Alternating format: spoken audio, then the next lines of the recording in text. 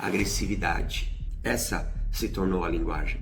A gente perdeu a capacidade, ou nunca tivemos a necessária capacidade de sentar e falar. Aurélio, será que não é mesmo? Será que a gente já não está num estágio onde é impossível que se resolva? E eu costumo pensar e responder que eu não sei. De verdade, eu não sei se é possível. Mas o que eu sei é que existem caminhos, ferramentas para que se tente, para que se faça. Olá, espero que você esteja bem. Desde que vi a primeira vez as notícias sobre aquilo que aconteceu recentemente no Rio de Janeiro, o embate, essa guerra onde mortos tivemos, eu venho pensando de que forma que a psicanálise ela pode ver, ela pode enxergar. Qual um possível olhar da psicanálise sobre isso? E, lógico, faço isso com cuidado, porque psicanálise não se propõe a anular alguns outros olhares, como o da sociologia, como o da antropologia, como daqueles e daquelas que estudam e observam o comportamento humano por várias formas e por vários olhares. E, naturalmente, também, com o mesmo cuidado, pensar e escrever algo sobre isso, deixando claro que é a minha visão, o meu olhar com base na psicanálise. Digo isso porque não posso me atrever a dizer que falo e escrevo em nome da psicanálise. Não, ninguém pode fazer isso. Mas, como fui e continuo sendo afetado com o tema, assim como o Brasil todo, você, não importa de qual região do país você esteja, naturalmente você também está sendo afetado com isso, mais ou menos do que alguns e do que outros, mas afetados, e penso que é importante falar sobre isso. E então eu pensei e escrevi algo que gostaria de compartilhar com vocês aqui. Eu começo pensando no Freud, né, como normalmente faço. Ele viu alguns outros comportamentos e atitudes dos seres humanos, de nós seres humanos, bastante assustadoras também, como na Primeira Guerra, como na Segunda Guerra. E é interessante que ele, nos seus escritos durante a sua vida, durante a sua obra, ele cita, ele escreve algumas verdades importantes ainda para hoje. E é isso que eu me debrucei de alguma forma para que chegasse aonde eu cheguei. Penso em o texto Além do Princípio do Prazer, em que Freud nos ajuda a entender que temos uma espécie de uma força silenciosa dentro de cada um de nós. E essa força, de alguma maneira, ela não nos encaminha só para aquilo que é prazeroso, aquilo que é saudável, aquilo que é bom. Ela nos encaminha, ela nos propõe aquilo que não é bom, aquilo que é desprazeroso, aquilo que fala de agressividade, de destruição, de morte. Freud, dentro dos seus conceitos, ele vai chamar isso de pulsões. E ele chega em duas especificamente: pulsão de vida e pulsão de morte. Nomes que parecem antagônicos, né? Mas não são. E quando eu falo dessa força silenciosa, dessa energia silenciosa que nos impulsiona, que nos leva para aquilo que não é só bom, prazeroso, estou falando dessa pulsão de morte, que tem como objetivo nos levar ao estado inorgânico do ser. O que isso quer dizer? Levar-nos à morte. E para isso é necessário um caminho. O caminho da agressividade, o caminho da destruição. Essa pulsão que transforma o desejo de viver em desejo de agredir, de destruir, de eliminar. É ela que, quando o laço social se rompe por questões mais variadas possíveis, e ela se expressa como guerra que não é só como vemos nos livros de história, ou como vivenciamos na Ucrânia, na Rússia, na faixa de Gaza. Não. Guerra como vimos agora no Rio de Janeiro. Ali no Rio, essa guerra, entendo, ela não é só política, ela não é só social, ela não é sobre direita ou esquerda. Ela fala sobre o psiquismo, sobre a mente humana. E o psiquismo, a mente humana, acreditem, na sua essência, não tem bandeira. Ela é uma espécie de um sintoma, um mal-estar coletivo, mas que não é só coletivo, porque ela habita o indivíduo, o sujeito. Freud, quando escreve o mal-estar na civilização ou o mal-estar na cultura, da cultura, ele diz que o homem não é uma criatura gentil, mas ele é aquele que carrega em seu equipamento, que podemos chamar de instintual, uma poderosa cota de agressividade. Ninguém escapa disso. A cultura, a civilização, a sociedade tenta conter essa agressividade. Como? Com aquilo que vimos de leis, ética, moral e aquilo mais que a gente lida e aprende durante a vida. Como também exemplo, temos a educação. Mas quando essas barreiras falham, quando essas contenções falham, o que a gente percebe é o nosso real, ou parte do nosso real, se manifestando, se agigantando. Aquilo que foi reprimido é vencido. Esse reprimido, ele retorna.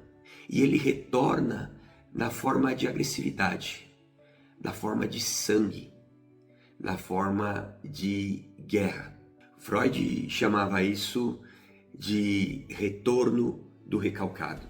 Tudo o que uma sociedade não elabora, tudo o que essa sociedade ela empurra para a margem, um dia volta. É uma espécie de refluxo da sociedade na sociedade. Só que é mais do que isso. É um refluxo psíquico. Essa agressividade, essa pulsão que tenho falado aqui, ela, por mais reprimida que ela seja, ela ainda nos habita. E por ainda nos habitar e não ser devidamente trabalhada, elaborada, ela volta, ela se manifesta. Volta como sintoma, volta como violência, volta como exposição, volta como postagens e mais postagens, curtidas e comentários de todos os tipos, seja nos morros, seja no asfalto.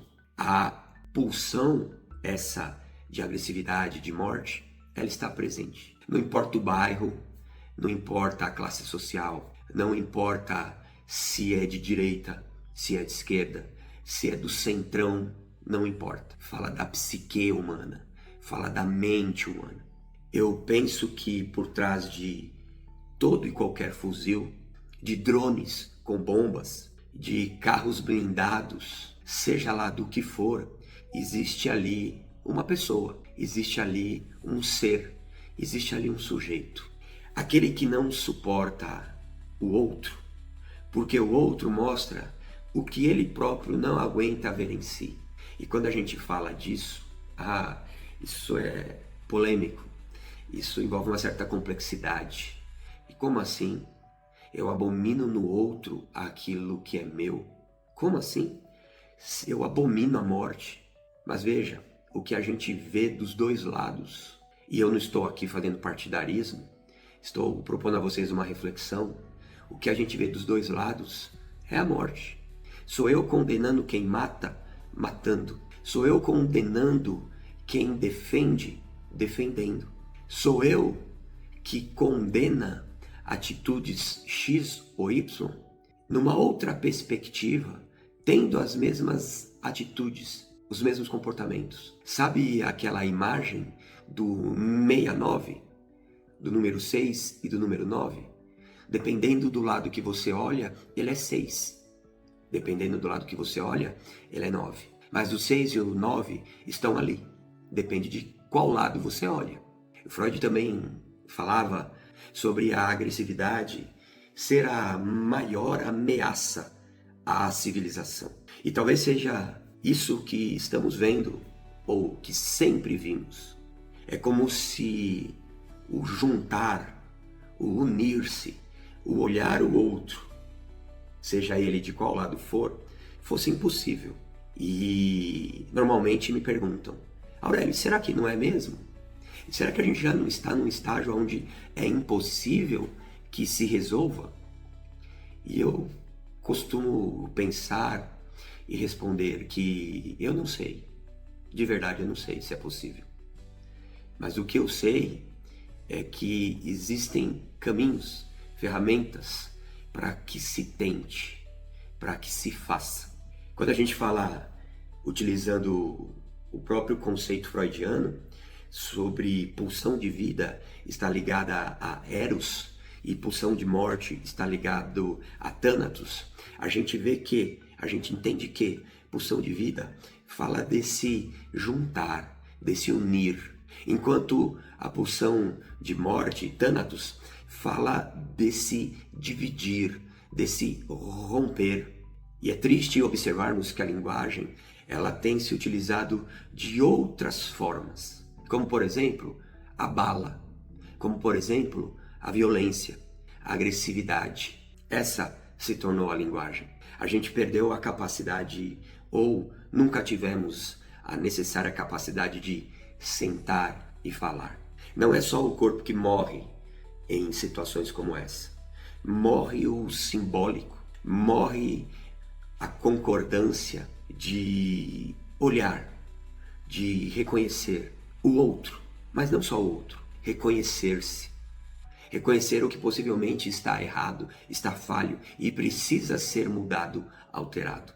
Enquanto não conseguirmos trabalhar esse laço social, essa sociedade, enquanto não reconstruirmos ou de fato construirmos isso, veremos mas muitos casos ainda como esse. Penso que não seja pela força, mas pela fala, pela escuta, pela palavra, pela presença. A pulsão de morte continuará falando.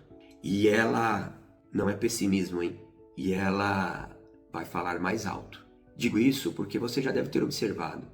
Quando algo muito bacana, muito legal, muito bonito acontece, qual a repercussão que tem? Versus quando algo terrível, algo mal acontece, qual é a repercussão? A verdade é que a pulsão de morte, Thanatos, tem mais voz do que a pulsão de vida, Eros. E encerro essa pseudo-reflexão voltando lá no início do século XX, pensando naquilo que Freud escreve nos seus textos que se seguem ali pelo século XX. Pulsionamos para a morte. Por quê? Porque em nós habita a agressividade, em nós habita destruição. Por ser assim, temos a capacidade de sentir prazer nisso. Fazemos conta de quantos mais não poderiam ter morrido. A gente anseia por isso.